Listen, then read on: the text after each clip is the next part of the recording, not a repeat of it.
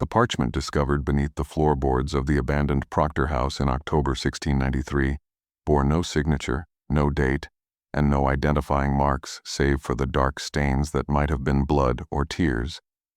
But the words written upon it in a shaking hand would forever change what the people of Salem understood about the true nature of the horrors that had consumed their village the previous year.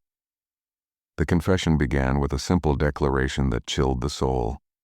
"I am she who was never caught, never named, never brought to trial.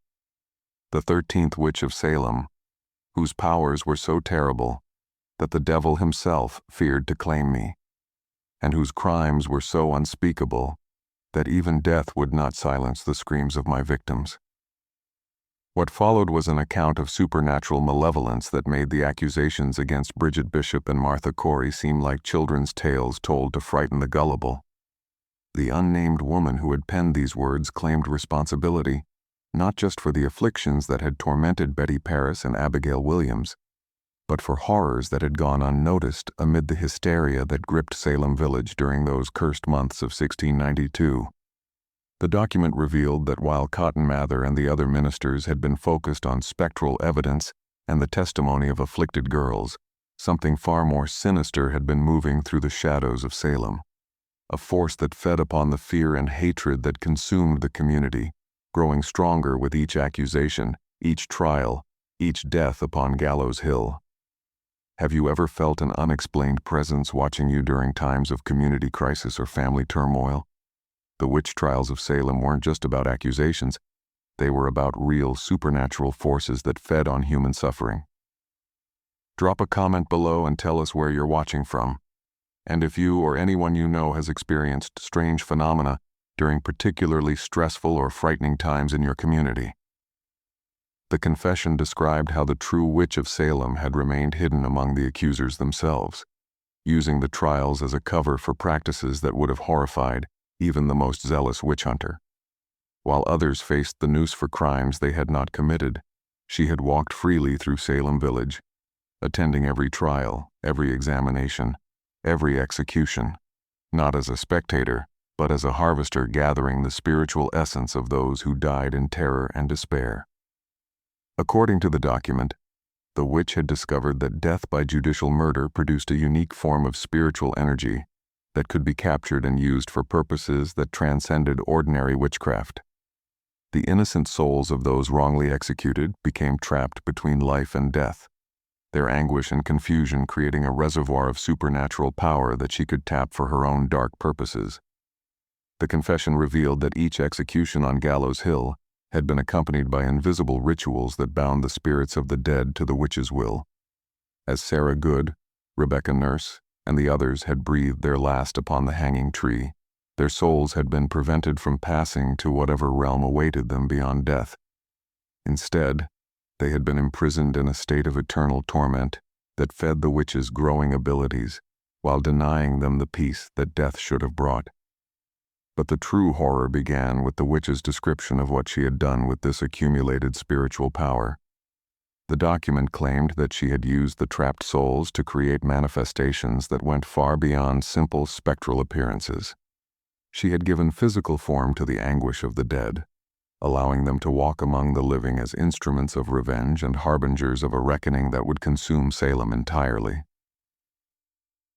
The witch wrote of standing in her cottage during the dark hours before dawn, surrounded by the materialized spirits of those who had died at Salem's hands. But these were not the peaceful ghosts that might visit loved ones or seek to right earthly wrongs. They were corrupted beings transformed by their unjust deaths into creatures of pure malevolence, hungry for the destruction of everything and everyone connected to their suffering.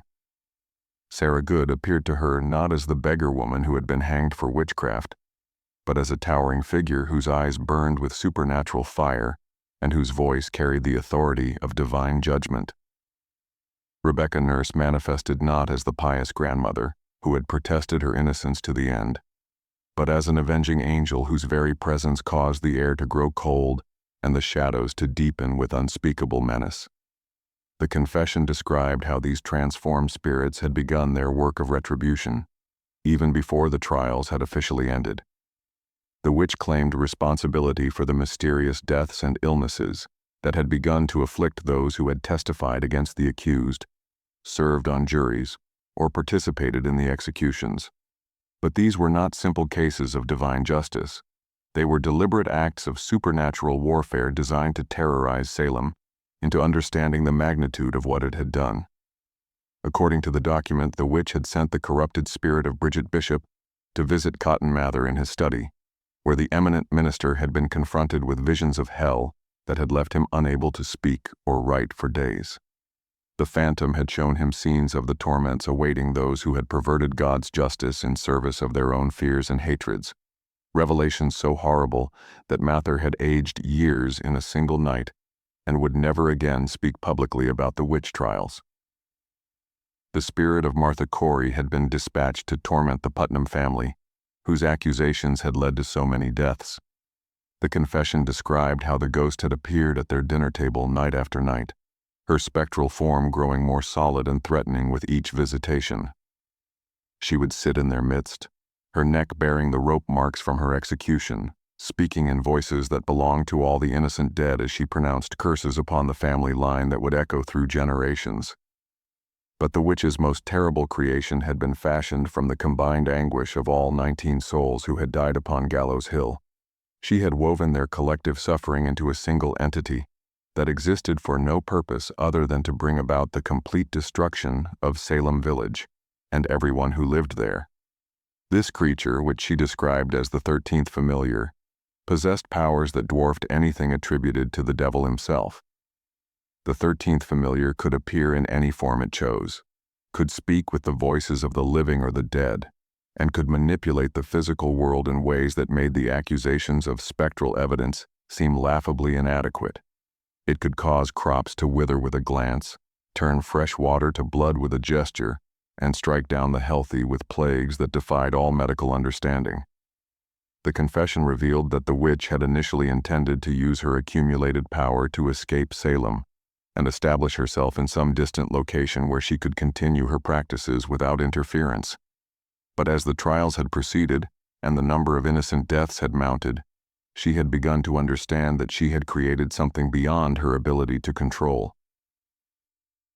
The corrupted spirits of the dead had developed their own agenda, one that went far beyond simple revenge against their accusers. They sought nothing less than the complete annihilation of the living world that had rejected them, the transformation of the entire earthly realm into a reflection of the torment they experienced in their trapped state between life and death. The witch had become not their master, but their instrument, bound to their will by the very rituals she had thought would give her dominion over them. The document described how the spirits had begun appearing to her with increasing frequency and urgency, demanding that she accelerate their plans for universal destruction. They showed her visions of Salem Village consumed by supernatural fire, of its residents transformed into mindless servants of the dead, of a reality where the boundary between the living and the dead had been permanently dissolved. Sarah Good's spirit had revealed to her the true scope of what was coming, not merely the destruction of Salem, but the spread of their influence throughout the Massachusetts Bay Colony and beyond. Each community that learned of Salem's fate would be infected with the same fear and suspicion that had made the witch trials possible, creating new opportunities for the dead to claim additional victims and expand their supernatural dominion. The witch wrote of her growing terror as she realized that she had become a prisoner of the very forces she had sought to command. The spirits demanded increasingly extreme acts of supernatural warfare, compelling her to perform rituals that pushed her powers beyond their natural limits and threatened to destroy her both physically and spiritually. But attempts to resist their commands resulted in torments that made the trials of the living seem insignificant by comparison. The confession described nights when the witch had been visited by all 19 of the executed spirits simultaneously, their combined presence creating an atmosphere of such supernatural intensity that reality itself seemed to buckle under the strain. The walls of her cottage would become transparent, revealing visions of the gallows tree where the executions had taken place, but transformed into something far more sinister than a simple instrument of judicial murder. In these visions, The gallows appeared as a massive structure that stretched into the sky beyond sight, its branches heavy with the fruit of countless hangings that had taken place not just in Salem, but throughout history wherever innocent blood had been shed in the name of justice. The witch could see the spirits of the wrongly executed from every age and nation, all of them bound to the cosmic gallows tree and crying out for the revenge that would finally set them free. The 13th Familiar had shown her visions of what Salem would become once their plan reached fruition. The village would be transformed into a gateway between the world of the living and the realm of the trapped dead, a place where the normal laws of existence would no longer apply. The residents who survived the initial transformation would find themselves servants of the dead, compelled to carry out acts of supernatural vengeance against other communities until the entire world had been brought under the dominion of the gallows tree. But the most terrifying aspect of these visions was the witch's realization that she would not be granted death as an escape from her role in the coming apocalypse. The spirits had informed her that she would be preserved through whatever supernatural means necessary to serve as their eternal instrument, forever bound to carry out their commands while maintaining just enough awareness to understand the magnitude of the horrors she was helping to unleash. The confession revealed that the witch had made desperate attempts to break free from the spirit's control, seeking guidance from sources that claimed knowledge of supernatural bondage and release. She had consulted ancient texts that predated Christianity, performed rituals from traditions that had been forgotten by civilized society, and even attempted to contact other entities that might be powerful enough to challenge the dominion of Salem's dead. But these efforts had only strengthened the spirit's hold over her, while attracting the attention of forces that made her original captors seem benevolent by comparison. Demonic entities that had been drawn to Salem by the spiritual upheaval of the trials had begun competing for control over the witch's abilities, viewing her accumulated power as a prize worth claiming, regardless of the cost to her sanity or soul. The document described how the witch's cottage had become a battleground where different supernatural factions fought for dominance while using her body as both weapon and prize. During these conflicts, she would find herself transformed into forms that bore no resemblance to human anatomy, her consciousness scattered across multiple planes of existence, while demonic and spectral forces used her essence as ammunition in their otherworldly wars. The worst of these episodes had occurred when a coalition of demons had attempted to seize control of the 13th Familiar, seeking to redirect its apocalyptic mission toward their own ends, rather than those of Salem's dead. The resulting battle had lasted for days, during which the witch had experienced torments that transcended anything the human mind was designed to comprehend. She had been simultaneously burned in hellfire and frozen in the absolute cold of the void between worlds, torn apart by claws that existed in dimensions beyond physical space, and subjected to mental tortures that made her relive every moment of suffering experienced by every person who had ever died unjustly. When the spectral forces had finally regained control, the witch had been left so fundamentally damaged that she could no longer be certain where her own consciousness ended and that of her supernatural captors began. The confession revealed that during this period of supernatural warfare, the witch had gained access to knowledge about the true nature of the Salem trials that went far beyond anything understood by the participants or historians. She learned that Salem had been chosen as the site for these events not by chance or human folly, but by cosmic forces that required a specific combination of fear, righteousness, and spiritual energy to open gateways between different realms of existence. The trials had been orchestrated by entities that existed beyond the understanding of either heaven or hell, beings that fed upon the spiritual energy generated by mass hysteria and judicial murder. Every accusation, every trial, every execution had been carefully choreographed to produce maximum spiritual resonance, creating the conditions necessary for these entities to establish permanent footholds in the physical world. Salem Village had been selected because its particular combination of religious fervor, social tension, and geographic location created ideal conditions for supernatural manipulation.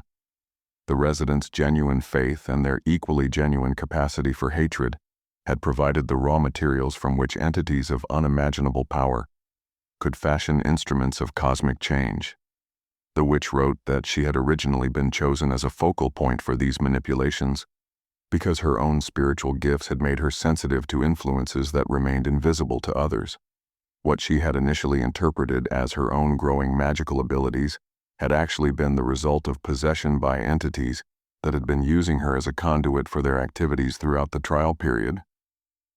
But the cosmic forces that had initiated the Salem trials had not anticipated the level of spiritual energy that would be generated by the execution of innocent victims.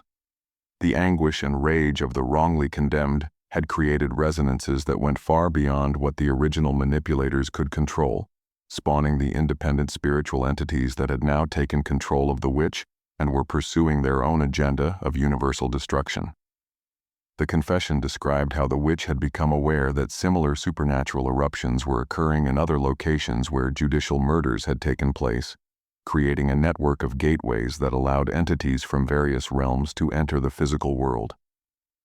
Salem was merely the most visible and dramatic of these manifestations, but it was connected to a global pattern of supernatural invasion that threatened the stability of reality itself. She had been shown visions of other communities where witch trials had produced similar results. Villages in Europe where the dead walked openly among the living, towns in the German states where demonic entities had established permanent residence, cities in France where the boundary between the natural and supernatural had been permanently dissolved. Salem was part of a cosmic event that was transforming the entire world, though most of the changes remained hidden from those who lacked the spiritual sensitivity to perceive them. The witch's confession revealed that the entities controlling her had plans that extended far beyond the destruction of Salem or even the Massachusetts Bay Colony.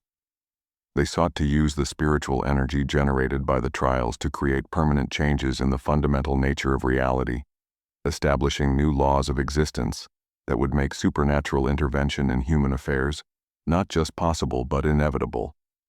According to the document, the witch had been compelled to participate in rituals that were designed to anchor these cosmic changes in physical reality.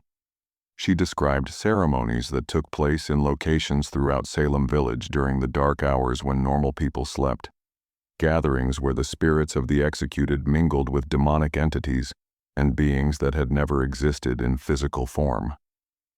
These rituals involved the sacrifice of spiritual energy rather than physical victims, but the process was no less horrific for its metaphysical nature. The witch would find herself serving as both priest and offering in ceremonies that drained portions of her essence to fuel transformations in the cosmic order itself. Each ritual left her less human and more integrated into the supernatural network that was using Salem as its base of operations. The confession described how the witch had gradually become aware that she was not the only living person in Salem who had been co-opted by supernatural forces. Other residents had been selected to serve various functions in the cosmic plan, though most remained unaware of their role in events that transcended their understanding. Some of the accusers who had provided testimony against the alleged witches had been influenced by entities that fed upon the spiritual energy generated by false witness.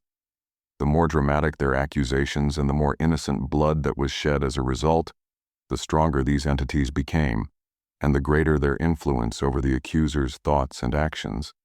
Several of the magistrates who had presided over the trials had been manipulated by forces that required the specific combination of legal authority and spiritual blindness that made judicial murder possible.